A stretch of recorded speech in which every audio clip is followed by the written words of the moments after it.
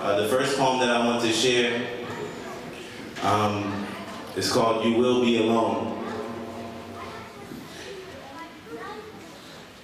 I don't know of any moment as lonely as being lowered into the grave, except for the day that your soul will be raised, not knowing where you're going. You can only be afraid. I only hope that you prayed. I only hope that you gave. I only hope that you lived as an obedient slave. I hope you repented for the mistakes that you made. And as for those who wronged you, I hope you forgave. We don't know our own fate. We only hope to be saved from the blaze of the fire, but attain your desires, so regret will not chase you on the day you expire, because you will be alone once they bury your bones. Your wealth and your family will go back home. The only thing you really own are your deeds, still by your side when everybody leaves. Whatever you did in this life, whether righteous or wretched, will be your companion until the time you're resurrected. We don't like to think about death until we're 1 foot in the ground and this world has let us down and everything we loved is nowhere to be found, and the only thing that matters now is where are we bound. Did you know that every one of us will be put on trial, whether we put on a suit or put on a shroud? Those two angels will visit us in the grave and question our knowledge, like, who was your Lord? What was your religion? And who was your prophet? And only the truthful will respond with truth on that day, but the liars won't even know what to say, and the burden will be so heavy, and the moment will be so scary that no one would want to carry that load. A man might ransom his wealth and his family just to ransom his soul from a fire whose fuel is men and stone. I don't know of any moment as lonely as being lowered into the grave, except for the day that your soul will be raised, not knowing where you're going. You can only be afraid. We were told to often remember death, and that life is just a test, whereby Allah makes it known whose conduct is best.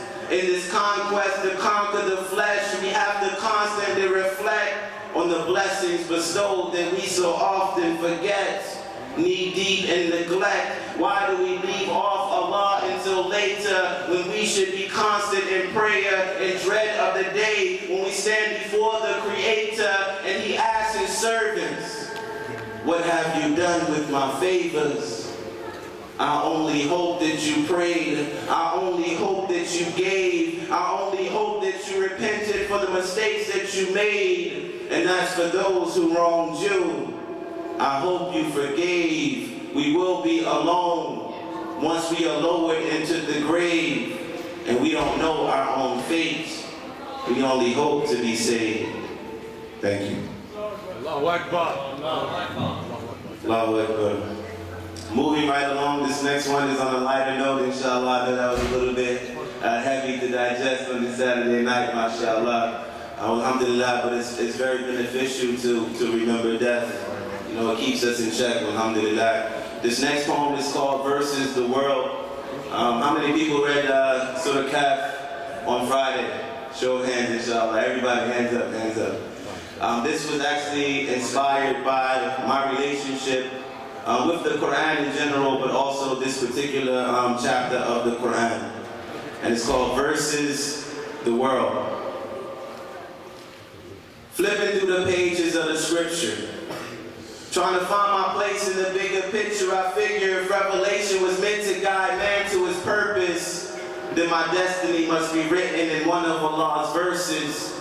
And so I'm nervous from a punishment that's so severe, but steady treading a thin line between hope and fear, because though the road is straight, no man ever really knows his fate, nor the load that his soul can take before he's left with a broken slate. And many do deeds that'll hold no weight. Case closed on your soul and there's no escape. I just pray I get through before they close the gates. And I'm chosen to sit amongst those who Allah shows His face. For the pharaohs that I loathe and the stones that I break, For the prophets that I love and their foes that I hate. For the orphans that I clothe in the cold they escape. For the poor and the hungry and the old and the late. For every person that I know with a soul full of faith. For the heads that are bowed and the roads that are straight. For the sake of Allah. And I long for His grace. For only in His word does my soul feel safe. And when I read, I see much more than just creed. It's more like living a life written with tajweed. Every breath is a sign, so remember to take heed. The Quran is alive, this ain't make-believe, and you can give them the truth, but you can't make them believe. Oppression in the ink making the pages bleed. Put the rage in the cage or the hatred breeds. Transgression on the brink looking for a place to feed. But the hunger of the fast overtakes the greed. Another verse come to pass, another fate decreed. Another hearse on the way, another family grieves. The hardship precedes, then comes the ease. But people forget Allah when the tribulation leaves. And it's back to the dunya when the pain's relieved. The afterlife is a reality we can't conceive. Temporary is this world, but man is deceived. What you send forth from this life is what your hands receive. So wear His commands like cuffs until your hands are freed.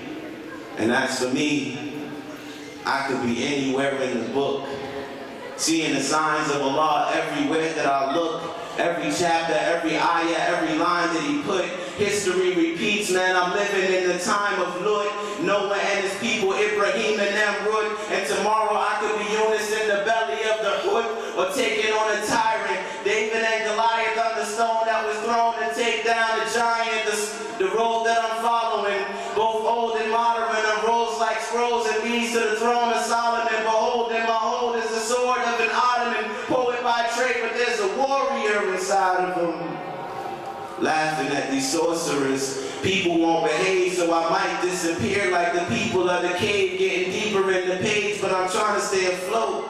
Am I the boat that was scuttled, or the scuttle in the boat? The boy that was killed, or the wall rebuilt? The treasure underneath it, or the people in the town that was destined to keep it? As a king on my course, taking ships by force, and God can make God still oppressing the poor. Where's Dul Qarnayn and the rest of them boys?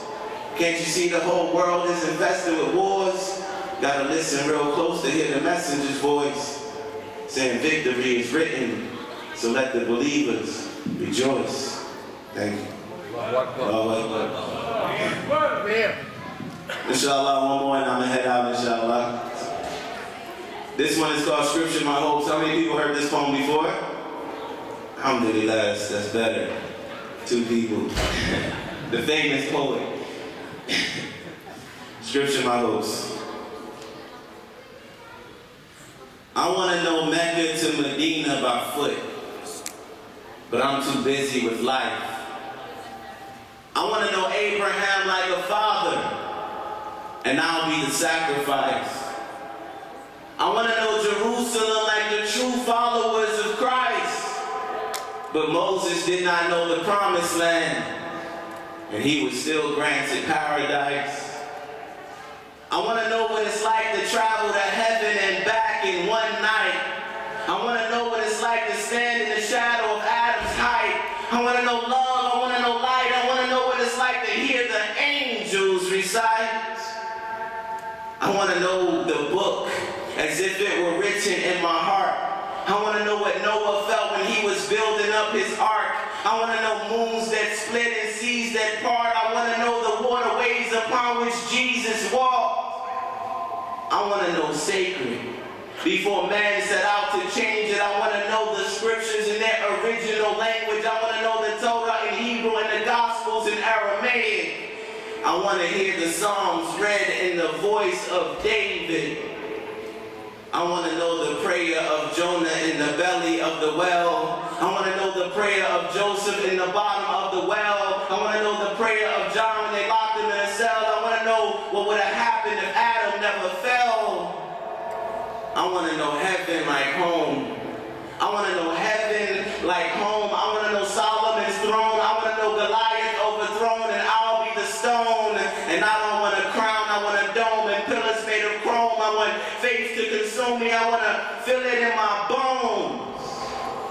I want the truth to be known. I want the proof to be showed until we wash away the blood of Athens and the fingerprints of Rome. I want a moment of my own, me and the messengers alone. How unbelievable it would be just to recite them a poem. But see, my life is a pen and I've been writing all my wrongs. Reunited with the righteous, it's like I'm right where I belong.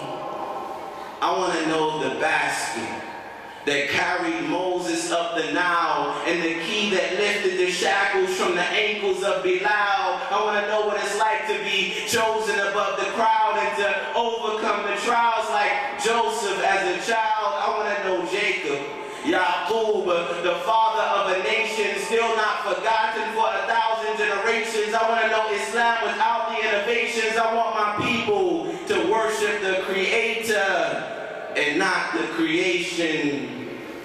I want to know Ali, young and courageous, Hamza and Umar, some of the bravest. I want to know Abu Bakr in the battle of Badr, Osama ibn Zayd, a warrior beyond age, and how many more the historians have torn from the page. Over 124,000 prophets, and we only know a few of their names. I want to know wisdom like Luqman advising his son. I want to know purity through the eyes of the young. I want to know victory before my time here is done. I want to see this ummah united as one. I want to backpack Islam from Giza to Gaza on my don't look back until I reach the Kaaba. And many learn the deen from scholars. But what if you had the opportunity to sit at the feet of the Sahaba, or better yet, Muhammad alayhi salatu wasalam, standing upon his minbar just before we break bread with the companions at iftar? I want to know my Creator, that He is pleased with His slave, and I want him to know that I am grateful for all that He gave.